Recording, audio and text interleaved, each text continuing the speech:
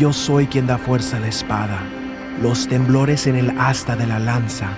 Yo forjo mis sendas con las llamas de las tormentas de fuego. Elimino los defectos de puntas dobladas para preparar los pisos en donde danzo. Yo soy el silencio entre los aplausos, los rugidos de los corazones que recorren los pasillos del cielo. Yo respiro las formas de luz y silencio. Detengo el curso de los motines cósmicos. Yo soy la gloria de los gigantes Manaslu, Sagarmatha, vigilantes de las llanuras asiáticas. Ellas ceden a mi nombre, hecho famoso a través de los gritos de las bandadas de albatros bañadas en los fuegos del Pacífico. Yo soy el que viste con el rocío de las dunas de Nevada, revestido de las sombras de las cuevas del Sahara. Yo soy la luz de flamas lunares saciando las lluvias de la Amazonia. Yo pinto las caravanas de las expediciones antárticas, libero los dominios de la pantera del desierto. Yo autorizo las ruinas de aztecas e incas que florecen a través de las visiones de las tribus de las montañas. Yo surco los horizontes, respiro los símbolos, enciendo las órbitas de los ojos de la astronomía. Yo soy lo inaudible que se escucha en las tormentas que arden con mis palabras. Yo soy aquel a quien añoran. Yo soy la palabra. Yo emerjo de lo acabado con la humedad de tus llantos, haciendo en los momentos que despiertas. Yo traigo las alboradas que sacuden las fiebres de tu recuerdo. Yo estoy aquí, yo soy inminente. Yo soy aquel que cruza las llanuras en las que te extraviaste. Descubro las partes que marchitó la extinción. Yo sacudo los restos secos de las lágrimas. Yo desagúo los lagos de tus pesares. Yo mojo los pozos, cultivo el suelo, aplaco los esfuerzos, sofoco los enojos, encuaderno libros rotos con mi confianza en ti. Yo traigo el tú que tú nunca has conocido. Yo soy el deseo que mantiene húmeda tu almohada.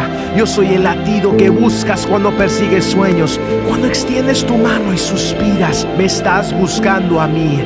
En el toque de los cuerpos soy yo a quien buscas. En los gemidos y anhelos soy yo a quien buscas. En el sueño ansiado, en la necesidad de ser visto. En el ámame, ámame, soy yo a quien buscas. En las maravillas que arrebatan el aliento. En el hambre jadeante, en el roce de un extraño que te hace sentir joven.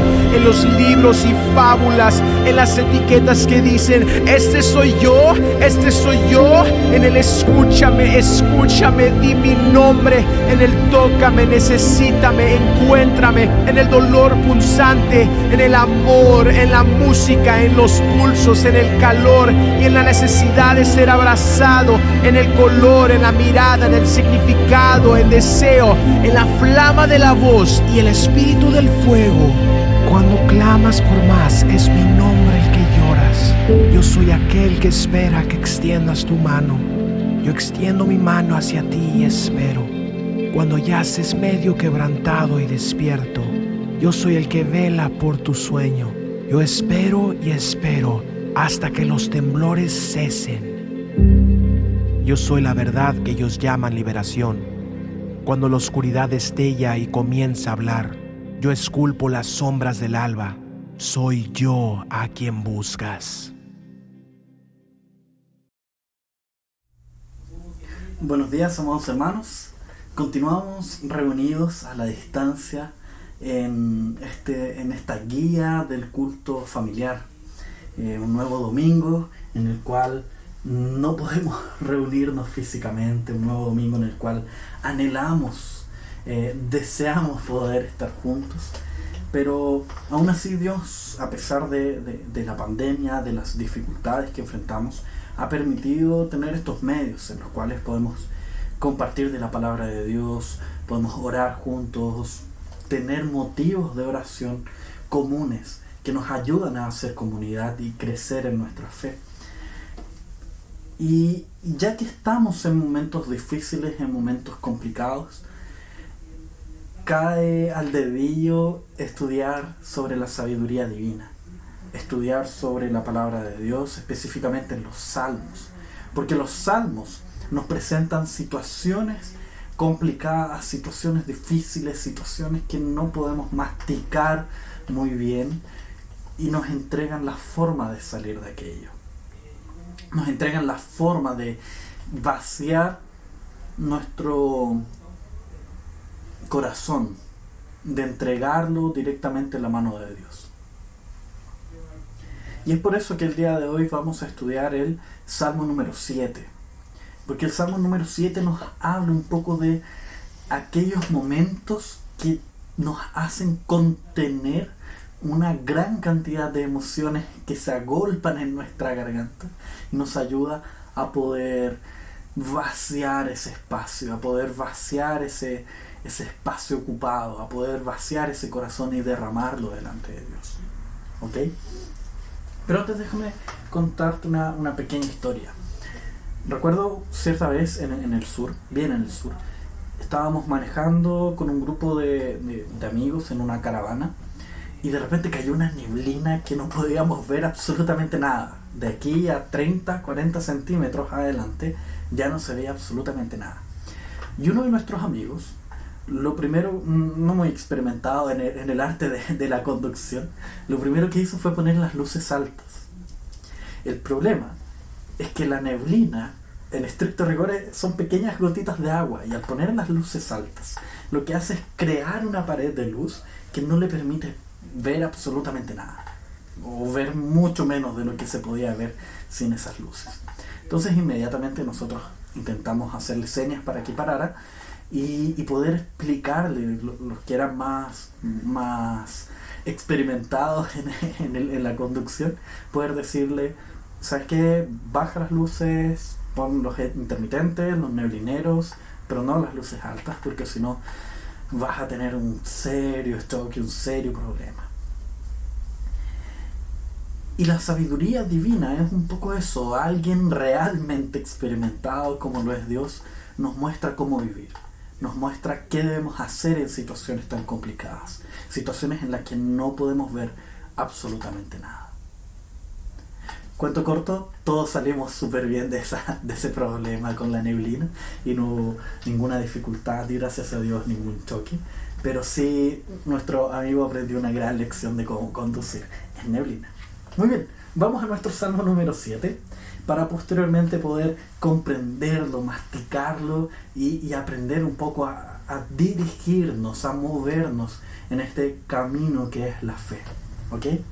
Vamos al Salmo número 7. Y él comienza con unas palabras medias raras, que son Sigayón de David, que cantó a Jehová, acerca de las palabras de Cus, hijo de Benjamín. Después vamos a analizar un poco más ese título, pero vamos a hacer la lectura del Salmo en primer lugar. Dice así la palabra de Dios en el Salmo número 7. Jehová, Dios mío, en ti he confiado. Sálvame de todos los que me persiguen y líbrame. No sea que agarren mi alma cual león y me destrocen sin que haya quien me libre. Jehová, Dios mío, si yo he hecho esto, si hay en mis manos iniquidad, si he dado mal pago al que estaba en paz conmigo, antes he libertado al que sin causa era mi enemigo, persiga el enemigo mi alma y alcáncela, huelle en tierra mi vida y mi honra ponga en el polvo. Levántate, oh Jehová, en tu ira, álzate en contra de la furia de mis angustiadores y despierta en favor mío el juicio que mandaste. Te rodeará congregación de pueblos y sobre ella vuélvete a sentar en alto. Jehová juzgará a los pueblos. Júzgame, oh Jehová, conforme a mi justicia y conforme a mi integridad. Fenezca ahora la maldad de los inicuos, mas establece tú al justo. Porque el Dios justo prueba la mente y el corazón. Mi escudo está en Dios, que salva a los rectos de corazón. Dios es juez justo, y Dios está airado contra el impío todos los días. Si no se arrepiente, Él afligirá su espada. Armado tiene ya su arco, y lo ha preparado. Así ha preparado armas de muerte, y ha labrado saetas ardientes. He aquí, el impío concibió maldad, se preñó de iniquidad, y dio a luz engaño. Pozo ha cavado y lo ha ahondado, y en el hoyo que hizo caerá. Su iniquidad volverá sobre su cabeza, y su agravio caerá sobre su propia coronilla. Y el último versículo del Salmo 7. Alabaré a Jehová conforme a su justicia, y cantaré al nombre de Jehová el Altísimo. Oremos para pedir la dirección de nuestro Dios. Amado Dios, estamos delante de ti, agradecidos por tu amor, por tu misericordia, por tu gracia, y aprovechando esos atributos maravillosos, esos dones maravillosos que tú prodigas sobre nosotros, es que nos arrodillamos delante de ti para solicitar tu bendición, solicitar tu guía, pedir, oh Padre, que tú nos ayudes a comprender tu palabra para poder dirigir correctamente nuestros pasos, transformar nuestro corazón y amarte por completo. En el nombre de Cristo Jesús oramos. Amén.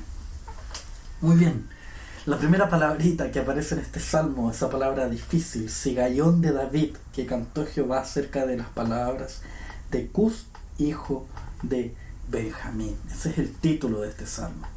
¿Pero qué es un sigayón?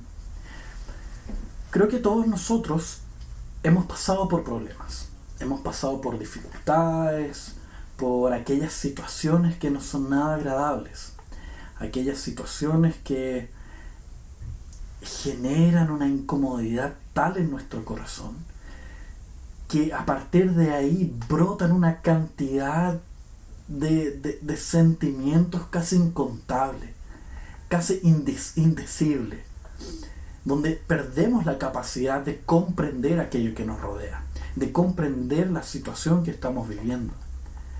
Ciertamente tú que estás mirando a través de la pantalla, has pasado por momentos en los cuales una gran cantidad de sentimientos se agolpa en tu garganta y ni siquiera puedes decir y describir aquello que te está pasando. Ciertamente hemos vivido situaciones en las cuales no sabemos qué va a pasar más adelante, donde la incertidumbre carcome toda confianza que podamos tener en Dios. Esas situaciones pasan en nuestra vida, lamentablemente, porque vivimos en un mundo caído, en un mundo afectado por el pecado, donde este pecado incluso nos afecta a nosotros mismos, que somos hijos de Dios, fuimos llamados y redimidos por la sangre del Cordero. Esas situaciones nos afectan porque vivimos en un mundo quebrado, rodeados de personas quebradas y donde nuestro propio corazón se encuentra quebrado. Entonces, estas situaciones donde no podemos ver absolutamente nada a nuestro alrededor, donde no podemos ver siquiera una mínima salida, una mínima escapatoria, a veces generan una gran cantidad de sentimientos y emociones en nuestro corazón que no nos permite hacer absolutamente nada, que muchas veces nos petrifican. No podemos tomar decisiones, no podemos hacer, no podemos movernos, no podemos decidir. Y es un poco esto lo que significa un sigayón. Un sigayón, básicamente, muy básicamente, es un mover de emociones, donde en un momento brota una especie de confianza, donde en otro momento brota una especie de rabia, de ira, después una paz, después un furor, después un cántico de alabanza y así sucesivamente, mostrando un poco los vaivenes de las emociones que brotan de nuestro corazón. Eso es un sigayón, un mover de emociones. Y por eso este salmo está lleno de pausas, porque intenta mostrar eso, este mover de las emociones de David delante de una situación horrible, delante de una situación que ninguno de nosotros quiere vivir. Te invito a que podamos ver un poco qué podemos aprender de este salmo. Y quisiera mostrar básicamente 4 cosas. ¿Y cuáles son estas? Primero, que Dios es nuestro refugio seguro. Él es nuestro refugio. Segundo lugar, que Dios es el justo juez. En tercer lugar, que Dios es el justo vindicador. Y en cuarto lugar, que es el justo Salvador. Entonces es, por así decirlo, nuestro refugio, nuestro juez, nuestro vindicador, aquel que vindica, aquel que venga, por así decirlo, y también nuestro Salvador. ¿Y cómo vemos esto? Vamos a los primeros 2 versículos del Salmo. Jehová Dios mío, en ti he confiado. Sálvame de todos los que me persiguen y líbrame. No sea que desgarren mi alma, cual león, y me destrocen sin que haya quien me libre. Ok, entonces lo primero que hace David al enfrentar una situación horrible es plantear, exponer, hacer visible, hacer audible su confianza en el Señor. Su confianza en que Él es su refugio seguro, que Él es en el único en quien puede buscar refugio. Necesita hacerlo audible, porque en otros salmos nosotros vamos a ver cómo Él le da órdenes a su alma, donde a través de este proceso de audición, de hablar y escuchar, Él puede enseñarse cosas a sí mismo. ¿Y cuál es esa situación horrible que Él necesita recordarse, decirse a sí mismo que debe confiar en el Señor? Básicamente lo que ocurre es esto. David estaba siendo perseguido por Saúl, y es ahí donde él llega a una tierra de sacerdotes. Él solicita alimentos para sus tropas y solicita armas. El mayor sacerdote de aquella ciudad, Ahimelech, le entrega los panes de la propiciación, le entrega armamento para que David pudiera continuar con su travesía. Luego ocurre lo siguiente. Uno de los hombres de Saúl estaba viendo esa situación. Y Saúl, quien perseguía a David, empieza a buscarlo por todos lados, a tratar de encontrarlo para poder hacer de las suyas. Y este hombre que había escuchado y había visto a David en esta ciudad de sacerdotes, en este lugar en el cual vivían una gran cantidad de sacerdotes, le cuenta a Saúl lo que había ocurrido. Y le dice que Ahimelech lo había ayudado, y es ahí donde Saúl corre con sus ejércitos hasta este lugar y ocurre algo horrible. Es ahí donde Saúl manda a matar tanto a las mujeres como a los animales de aquel lugar, como incluso a los niños de aquel lugar, e incluso más a los propios sacerdotes. Entonces vemos cómo mata a las mujeres de los sacerdotes, a los sacerdotes del Dios Altísimo, a los hijos que ahí habían sido engendrados, e incluso hasta los animales, mostrando un poco cómo no quedó nada. Y es ahí donde uno de los hijos de estos sacerdotes logra escapar. Uno de los jóvenes logra escapar. Y corre y corre y corre desesperadamente hasta llegar donde David, y le cuenta lo que había pasado. Le cuenta lo que había sucedido. Le cuenta la devastación dejada por Saúl. Y es ahí, al recibir esta noticia, es que vemos este mover de emociones de parte de David. Delante de esta mortandad, es que David agolpa una gran cantidad de emociones en su garganta y brotan en modo de este sigallón, de este Salmo número 7. Entonces, probablemente y con seguridad no hemos vivido situaciones semejantes a las de David, donde siendo perseguido, una ciudad entera es devastada. Pero sí hemos pasado momentos de incertidumbre, donde no sabemos qué va a ocurrir con nosotros al día siguiente. Hoy en día, dada la situación que estamos viviendo, sí hemos podido ver quizás la muerte de primera mano.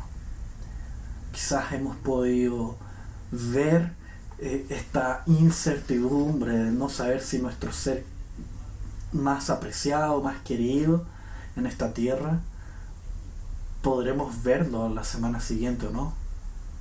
O podremos despedirnos nuevamente de Él, podremos abrazarlo nuevamente. Es estar delante de la muerte de esa forma hace con que nosotros debamos revisitar esta idea del refugio. Revisitar esta doctrina de Dios como el refugio eterno, como la roca eterna. Y eso es lo que realiza David en primer lugar. Y es aquí donde viene quizás la primera aplicación para nosotros. Cuando pasamos por momentos difíciles, cuando pasamos por momentos complicados, donde ni siquiera sabemos qué va a pasar con nosotros mismos, donde no sabemos qué va a pasar con nuestros familiares, con nuestros seres queridos, lo primero que debemos hacer es decirle a nuestro corazón, decirle a nuestra alma, que recuerde que Dios es nuestro refugio, que recuerde que Cristo ha pagado por un precio elevado nuestra salvación y que por lo tanto debemos refugiarnos en Él, en Cristo. Porque nuestra tendencia natural es refugiarnos en nosotros mismos. Y déjame decirte que de nada sirve un refugio hecho de polvo. Porque nosotros somos polvo y al polvo volveremos. Nuestro único refugio verdadero no está en nosotros mismos, no está en nuestras fuerzas, no está en nuestras capacidades o incapacidades. Está en la obra perfecta de Cristo, quien es la roca eterna de nuestra salvación. Entonces el único refugio verdadero es la roca eterna. El único refugio suficientemente sólido para soportar los dardos del maligno es Cristo. Y enraizarnos en la obra de Cristo, arraigarnos en la obra de Cristo, es extremadamente fundamental, como decía nuestro pastor la semana pasada. Muy bien, entonces lo primero que ocurre acá, el primer llamado que nosotros tenemos es a buscar el refugio verdadero. Y en segundo lugar, lo que David hace es entender y comprender que Dios es el juez. Dios es un justo juez. Porque en los versículos 3 al 5, él dice: Jehová Dios mío, si yo he hecho esto, si hay en mis manos iniquidad, si he dado mal pago al que estaba en paz conmigo, antes he libertado al que sin causa era mi enemigo, persigue el enemigo mi alma y alcáncela, huelle en tierra mi vida y mi honra ponga en el polvo. Básicamente, luego de presentar su confianza delante de Dios, entender que Él es su roca eterna, David lo que hace es colocarse a sí mismo en las manos de Dios, entendiendo que Él es juez de todas las situaciones que puedan estar ocurriendo. Entonces David lo que hace es comprender que Él es incapaz de ver absolutamente todas las consecuencias de sus obras. Él entiende sus incapacidades, logra abrir los ojos a que quizás exista la posibilidad de que Él haya pecado y que toda esta mortandad haya ocurrido por su propio pecado. Entonces es ahí donde David se coloca en las manos de Dios, diciendo: Dios, tú eres el juez. Si yo pequé y por causa de mi pecado ocurrió esta mortandad, entonces haz conmigo lo que tú tienes que hacer como justo juez. Entonces que las consecuencias de mi pecado caigan sobre mí. Y es ahí donde él utiliza en el versículo 5 palabras bien poéticas para decir básicamente que yo muera. Si yo soy el culpable, entonces que yo muera. Eso es lo que dice David, de forma poética. Y eso es lo maravilloso de los salmos. Eso es lo interesante y lo rico de los salmos, y por qué el libro de los salmos es tan querido por la cristiandad y por cada uno de nosotros, porque logran expresar cosas profundas y que incluso pudiésemos entender como medio terribles y difíciles de digerir, de forma simple, bella y fácil de tragar, fácil de comprender y de digerir. Básicamente lo que David hace acá es decir: Dios, si yo pequé, que yo muera. Y esa podemos comprenderla, esa confesión, podemos comprenderla como una confesión de pecado, que nos lleva a una segunda aplicación para nosotros. delante de las situaciones difíciles. En primer lugar, comprender que Dios es nuestro refugio. Y en segundo lugar, en las situaciones difíciles, debemos comprender que existe una gran posibilidad que nosotros las hayamos causado, que sean consecuencia de nuestro propio pecado. Entonces la aplicación vendría siendo abrir nuestros ojos a nuestras obras, abrir nuestros ojos para examinarnos a nosotros mismos, examinar lo que estamos haciendo, examinar los pasos que hemos dado y si estos pasos han generado el problema que estamos recibiendo. Y es ahí donde en esa investigación, si llegamos a ver que sí hay parte de nuestra culpa en ello, clamar por la misericordia de Dios, pedir perdón a Dios y nuevamente correr este refugio gracioso que es Cristo. Pero el Salmo no concluye ahí, en este mover de emociones.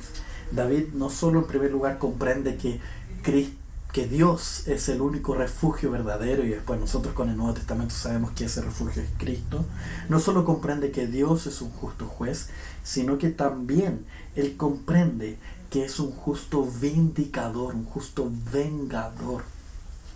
Fíjense en los versículos 6 al 9, dice básicamente así: levántate, oh Jehová, en tu ira, álzate en contra de la furia de mis angustiadores, y despierta en favor mío el juicio que mandaste. Te rodeará congregación de pueblos, y sobre ella vuélvete a sentar en alto. Jehová juzgará a los pueblos. Júzgame, oh Jehová, conforme a mi justicia y conforme a mi integridad. Fenezca ahora la maldad de los inicuos, mas establece tú el justo. Porque el Dios justo prueba la mente y el corazón. Entonces fíjense cómo está este mover de emociones. Primero vemos un David diciendo: tengo que refugiarme en Dios, necesito refugiarme en Dios. Después este David cambia, hay una pausa y dice: Jehová, júzgame, ve si en mí hay un mal camino. Quizás yo pequé, entonces si es así, que yo muera. Y ahora vemos un David que cambia, que es otro David pareciera. Dice: levántate, Jehová, en tu ira.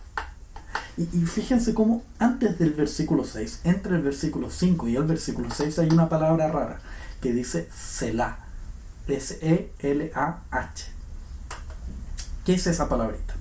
Esa palabrita indica un cambio en el movimiento de los tambores, de las músicas.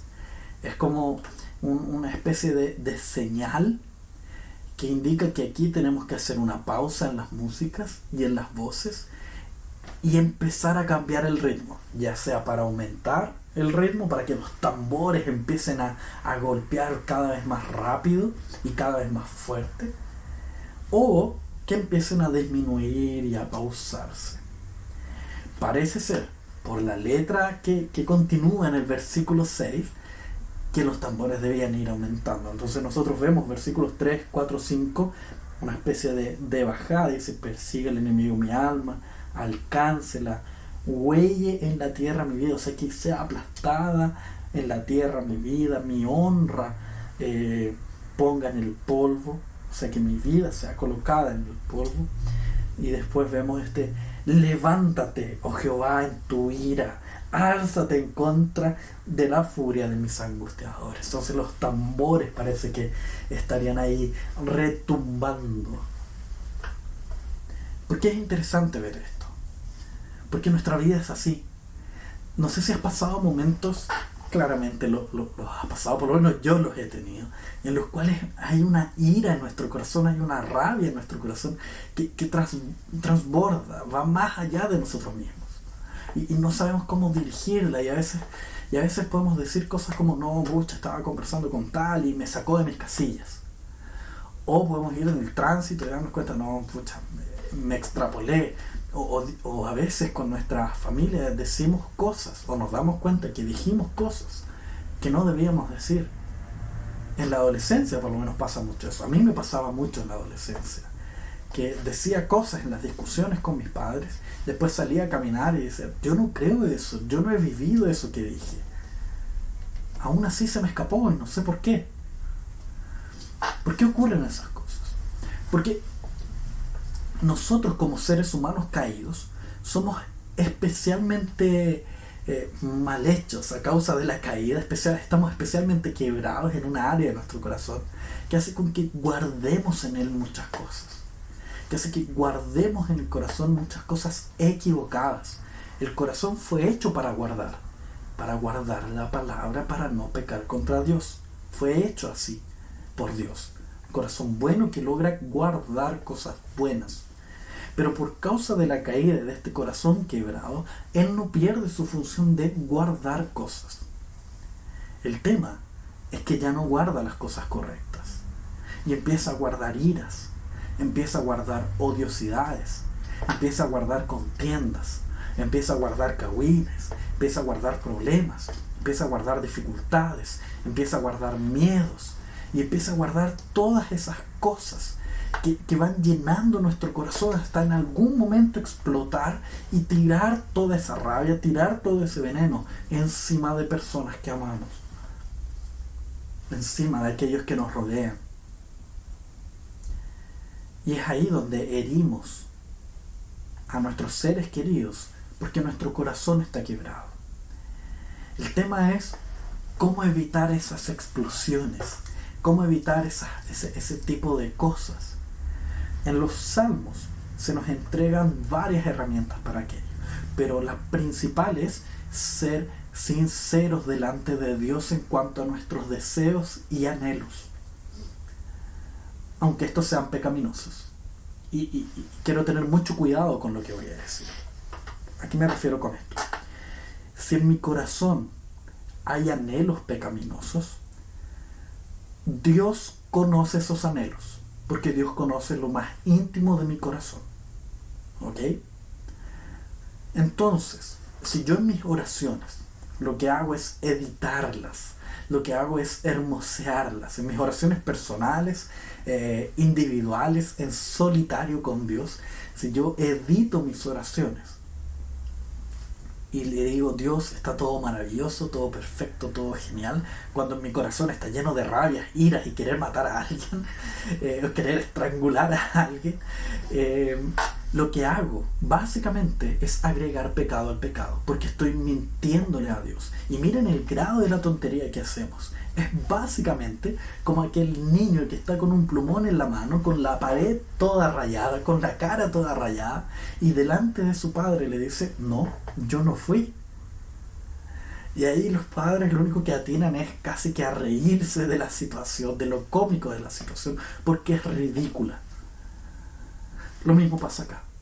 Cuando nosotros ocultamos las cosas que hay en nuestro corazón al Dios Altísimo, a nuestro Padre Celestial, al ser omnisciente por naturaleza, al ser que todo lo conoce, lo que hacemos es mentirle al Dios que conoce todas las cosas, al Dios creador del cielo y de la tierra. Entonces, ¿qué es lo que debemos hacer? Es en humildad decirle a Dios en nuestras oraciones que existen esos pensamientos, que existen esos sentimientos, que existen esas emociones pecaminosas en nuestro corazón y queremos que Él las trate. Decirle a Dios que existen ciertos anhelos en nuestro corazón que no son correctos, que no son bíblicos y que necesitamos de su ayuda para tratarlos.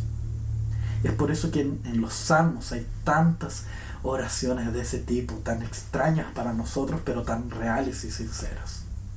Porque entienden que la forma de entregar el corazón a Dios es presentarlo tal como es. Siguiente elemento, versículos 10 al 16. Luego de entender que Dios es nuestro refugio, luego entender que Dios es nuestro juez, y luego de entender que Él es el vindicador, es decir, que Él es el vengador. Entender que todas estas oraciones que nosotros hacemos, las hacemos porque sabemos que Él es el que vengará. No nosotros.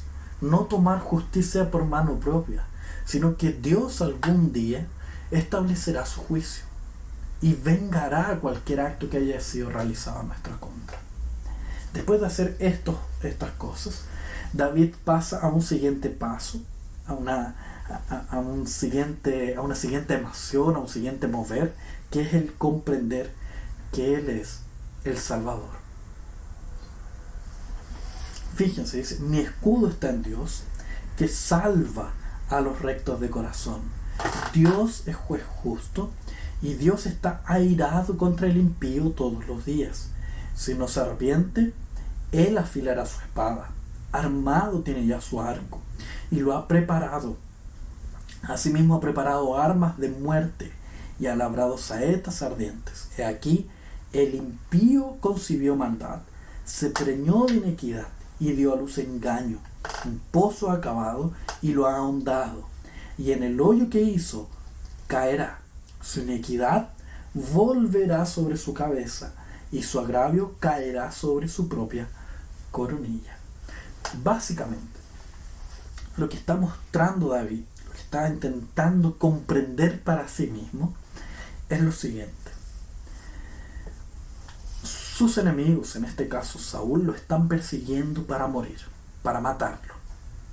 Están creando trampas, están urdiendo planes para poder destruirlo, para poder matarlo. Y es en esa situación donde David comprende que Dios es su Salvador. En toda esta situación horrible que él está viviendo, él comprende que él saldrá vivo de esta situación, porque el Dios Altísimo es su Salvador. Dios mismo ha preparado armas para salvar a su ungido.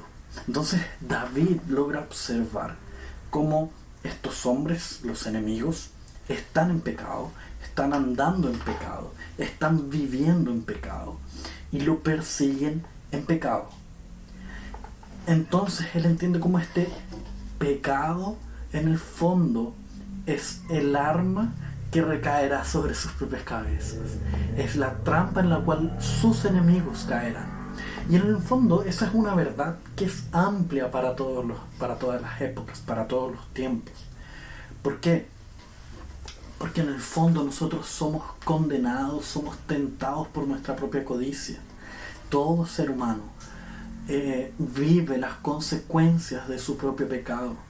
Entonces, ya sea en el presente o ya sea en la era venidera, cuando Cristo venga y realice su juicio, ese juicio se realizará en conformidad a los pecados y las maldades de los hombres.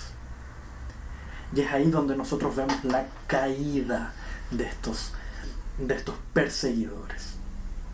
¿Cuál vendría siendo la aplicación para nosotros? ¿Cuál vendría siendo la aplicación directa para nosotros? Ya que quizás nosotros no estamos siendo perseguidos, pero aún así existen luchas y batallas que el Nuevo Testamento nos aclara que no son contra carne ni sangre, sino que contra principados y potestades. Todos esos principados y potestades ya han sido vencidos en la cruz y van a ser totalmente vencidos en la segunda venida de Cristo. Y es ahí donde estos principados y potestades que crean trampas en contra nuestra van a ser completamente derrotados. Y es ahí donde nosotros logramos observar también nuestra propia salvación. Apocalipsis 12, que es un texto sumamente interesante que habla de esto, logra mostrar cómo nuestra victoria se hace visible en la derrota del enemigo. Y cómo esa victoria se da únicamente por medio de la sangre del Cordero. Y ya que esta victoria se ha alcanzado por medio de la sangre del Cordero, es que podemos ir al versículo 17.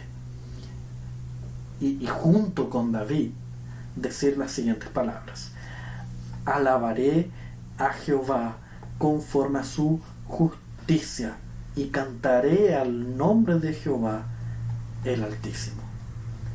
Entonces, luego de este mover de emociones, donde la incertidumbre se hace presente, donde la tristeza, la rabia, la ira están ahí, David, para poder encauzar estas emociones, dirigir este cúmulo de sentimientos en su garganta, el primero busca refugio en Jehová, confiesa su pecado, entiende que Cristo o Dios es el vengador y que la justicia no está en sus propias manos, y por último entiende que su salvación pertenece a Jehová, y a partir de ahí logra encauzar estas emociones y terminar adorando a Dios. Entonces, ahora para nosotros, para pensar y practicar, ¿qué podríamos hacer? En primer lugar, tenemos una tarea: buscar una práctica que nos ayude a repetirnos cada vez que enfrentamos situaciones difíciles, ya sea tomar un versículo, aprenderlo de memoria, recitarlo en determinadas situaciones, cosa que esté ahí presente en todo tiempo. Ese es un ejemplo de crear una práctica que nos ayude en situaciones difíciles. O a lo mejor tú tienes ciertas crisis de ansiedad, ocurren también. Buscar una lista de versículos que tener a mano, hacer una lista de versículos para tener a mano cada vez que tengamos una crisis de ansiedad, por ejemplo. Entonces esa es la primera: crear una práctica que nos ayude a encontrar refugio o a recordarnos que nuestro refugio es Dios. Ese es el primer para pensar y practicar. El segundo para pensar y practicar es realizar una oración de confesión delante de Dios, pero ojo, aquí viene la característica especial, porque oraciones de confesión, incluso hoy día mismo acabamos de hacer una, pero que ésta busque observar o mirar en nuestra vida situaciones en las cuales hemos sufrido quizás una persecución o un ataque personal, e intentar buscar qué tanto de mi lado hubo en eso, qué tanta culpa tuve yo en esa situación. ¿Okay? Y el último para pensar y practicar es tomar una hoja, un papel, que después pueden deshacerse de ella, e intentar anotar una oración delante de Dios sincera de situaciones que hayan vivido a lo largo de su vida y que no hayan logrado comprender por qué. Por ejemplo, yo viví una situación X en el pasado, entonces voy a escribir: Dios, no sé por qué viví esta situación, no logro comprender cómo es que esto fue permitido, no logro comprender, etcétera, etcétera. Y concluir obviamente ese texto por medio, realizando una oración delante de Dios, pidiendo ayuda, pidiendo dirección para poder enfrentar esa situación y colocarla delante de Dios. A lo mejor alguna situación que genere ira en nuestro corazón, decirle a Dios: ¿sabes qué, Dios? Esta situación está generando rabia, ira en mi corazón y quiero colocarla en tus manos. Entonces, para concluir, la última tarea es bastante difícil, no por la dificultad de hacerlo, sino que por lo que ocurre en nuestro corazón al hacer ese tipo de cosas. Así que créeme que te entiendo perfectamente. Entonces vamos a orar, porque de hecho es difícil pensar y practicar. Así que te invito a que podamos orar y que Dios nos ayude. Amado Dios, estamos delante de ti, agradecidos por tu palabra, agradecidos por tu bondad y misericordia. Y te pedimos, oh Padre, que nos ayudes a comprender, oh Dios, que Cristo es la roca eterna de nuestra salvación y que en Él podemos encontrar reposo delante de los torbellinos que nos azotan. Ayúdanos, oh Padre, a comprender que tú eres juez de nuestra vida. Ayúdanos a enderezar nuestros pasos.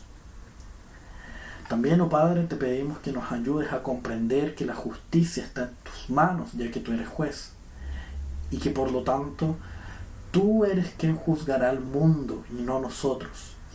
Ayúdanos, oh Padre, a confiar en ti.